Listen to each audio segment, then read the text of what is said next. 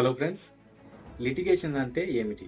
న్యాయ వివాదాలను న్యాయ వ్యవస్థ ద్వారా పరిష్కరించేటటువంటి ప్రక్రియను లిటిగేషన్ అని అంటాం.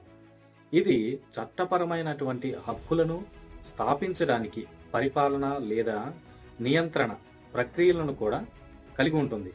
వ్యాజ్య ప్రక్రియలో ముఖ్యంగా ఇవి ఉండటం జరుగుతుంది.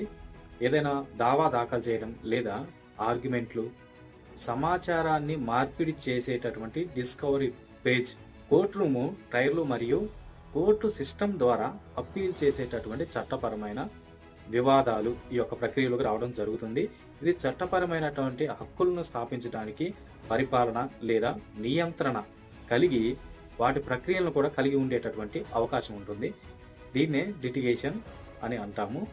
ఇటువంటి మరెన్నో ఇన్ఫర్మేటివ్ అండ్ లీగల్ అంశాలకు సంబంధించి మన ఛానల్ని వెంటనే సబ్స్క్రైబ్ చేయండి. Thanks for your support friends.